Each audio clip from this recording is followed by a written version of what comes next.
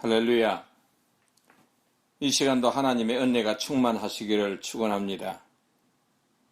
오늘 은혜 받을 말씀의 제목은 형통한 삶을 삽시다입니다. 본문은 다니엘서 6장 25절에서 28절까지의 말씀을 중심으로 살펴보겠습니다. 형통한 삶은 모든 사람이 바라는 것입니다. 어느 누구나 불행한 삶을 살기를 원하는 사람은 없습니다.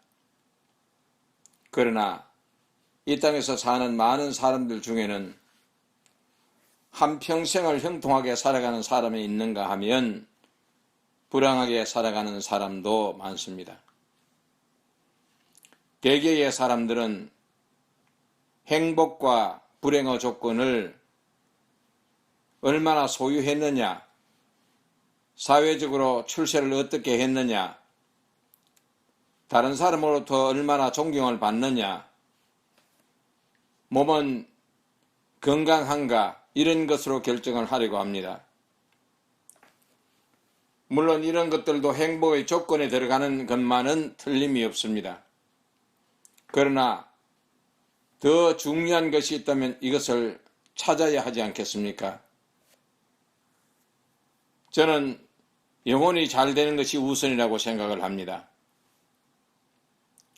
영혼이 잘 되면 범사가 하는 일이 잘 되고 강건한 삶을 살 수가 있습니다.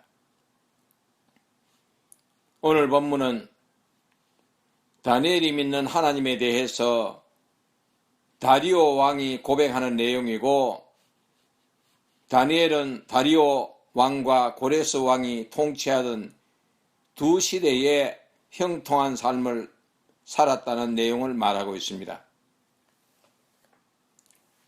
저는 오늘 여러분들에게 무슨 말씀을 들려줄 것인가에 대해서 기도하는 중 하나님께서는 다니엘서를 읽게 하셨습니다. 다니엘서를 읽으면서 하나님의 음성에 귀를 기울였습니다. 다니엘서를 읽던 중 다니엘서 6장 28절에서 눈동자가 멈추었습니다. 거기에 보면 다니엘이 다리오 왕의 시대와 바사 사람 고레스 왕의 시대에 형통하였더라 라고 기록되어 있습니다. 그렇습니다. 이 말씀이 모든 성도들이 형통한 삶을 살아야 하지 않겠나, 이 말씀을 전하자. 그래서 본문이 준비된 말씀입니다. 먼저 이스라엘에 대해서 잠시 생각을 해보면, 유다 왕 여호야김이 왕의 자리에 있은 지 3년에 강대국 바벨론이 예루살렘을 침공했습니다. 그때의 바벨론을 다스린 왕은 느부갓네살 왕입니다.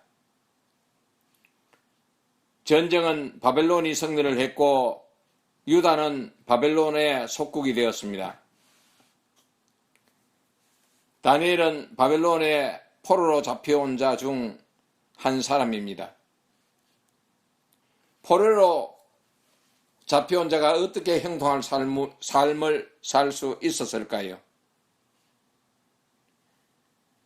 다니엘이 포로 생활 속에서도 형통한 삶을 살 수 있었던 것이 과연 무엇 때문이었는가를 알게 된다면 오늘의 설교는 우리에게 큰 힘이 될 것입니다. 다니엘서를 찬찬히 읽어보면 첫째, 적국 속에는 항상 신앙의 위기가 올 수 있다는 것을 알 수 있습니다. 다니엘서 3장 5절에서 6절에 보면은 그런 내용들이 기록되어 있습니다. 다니엘에게 첫 번째 찾아온 신앙의 위기는 느부갓네살 왕이 세운 금신상에 절하라는 것입니다. 따르지 않으면 극렬히 타는 풀무에 던짐을 당하게 된다고 했습니다. 그리고 두 번째 신앙의 위기는 30일 동안 누구든지 왕 외에 신에게나 사람에게나 무엇을 구하면 사자굴에 던져 넣는다는 것입니다. 이것이 다니엘서 6장 7절에 기록되어 있습니다. 다니엘이 첫 번째 신앙의 위기를 맞게 된 것은 갈대아 사람의 참소 때문입니다. 참소의 내용은 다니엘서 3장 12절에 보면 유다 사람 사드락과 메삭과 아벳느고는 왕이 세워 바벨론 도를 다스리게 하신 자연을 왕이여 이 사람이 왕을 높이지 아니하며 왕의 신들을 섬기지 아니하며 왕이 세우신 금신상에게 절하지 아니하나이다 라고 기록하고 있습니다. 왕은 사드락과 메삭과 아벳느고에게 확인을 합니다. 너희들이 정말 그러했느냐? 다시 말하거니와 나팔과 피리와 수금 같은 악기 소리가 나거든 금신상에 절하라. 그렇지 않으면 너희들을 구해줄 방법이 없다. 어떤 신이 너희를 구해주겠느냐? 왕의 어명에도 불구하고 다니엘은 이렇게 대답을 합니다. 우리가 섬기는 하나님이 우리를 극렬히 타는 풀무 가운데서 능히 건져내시겠고 왕의 손에서도 건져낼 것입니다. 그리 아니하실지라도 우리가 왕의 신들을 섬기지 아니하고 왕의 금신상에 절하지 않겠습니다. 이로 인하여 다니엘과 친구들은 결박된 채 극렬히 타는 풀무불 가운데 던져졌습니다. 신앙의 위기가 다가온 것입니다. 금신상에 절할 것인가 신앙을 지킬 것인가에 대한 위기입니다.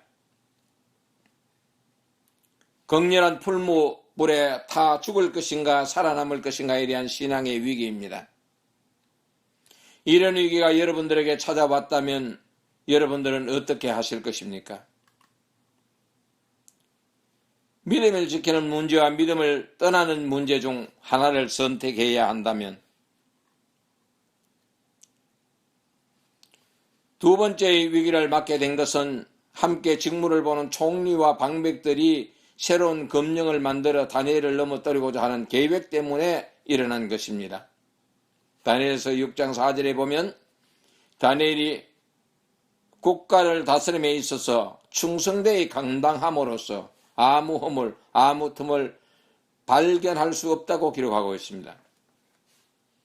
그래서 새로운 법을 만든 것이 30일 동안에 누구든지 왕 외에 어느 신에게나 사람에게 무엇을 구하면 사자굴에 던져 넣기로 한 것입니다.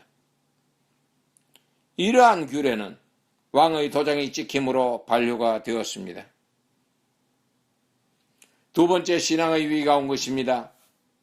다른 어떤 힘의 지배에 의해서 기도를 중단할 것인가 아니면 변함없이 기도를 할 것인가에 대한 위기입니다. 사자굴에 던짐을 당할 것인가 비굴한 사람이라는 소리를 들어도 살아남을 것인가에 대한 위기입니다. 이처럼 신앙의 위기에는 누구에게나 찾아올 수 있습니다. 오늘 여러분들에게 구체적으로 말씀드리고자 하는 것은 다니엘의 삶의 위기가 찾아온 것은 다니엘이 인생을 잘못 살아서 찾아온 것이 아닙니다. 나라가 망함으로써 그는 바벨론의 포로로 잡혀갔습니다. 포로 가운데서도 운이 좋아 왕궁에서 총리까지 되었지만 항상 곁에는 시기하는 자들이 있었고 넘어뜨리고자 하는 자들이 있었습니다. 우리의 삶 가운데서도 시기하는 자들은 항상 곁에 있습니다. 다니엘은 자기 주변 사람들에 의해서 신앙의 위기를 당한 것입니다.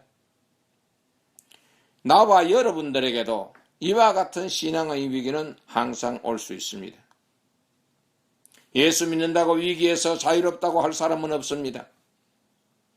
위기가 왔을 때 어떻게 신앙으로 위기를 극복할 것인가 하는 문제가 더 중요한 것입니다. 예를 들어서 가정에서 부부간의 애정의 위기가 올 수 있습니다. 부부 중 한 사람이 먼저 건강의 위기가 올 수 있습니다.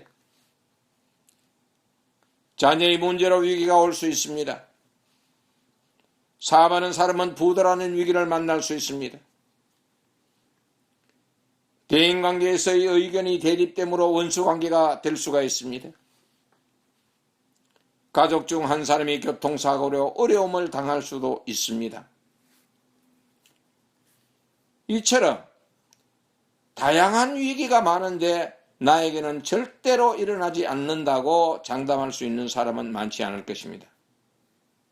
위기를 만났을 때 신앙적인 측면에서 어떻게 대처할 것인가 하는 것은 각자의 선택입니다. 오늘 본문은 다니엘이 위기를 만났을 때 어떻게 대처하여 승리했느냐를 샘플로 보여주고 있습니다.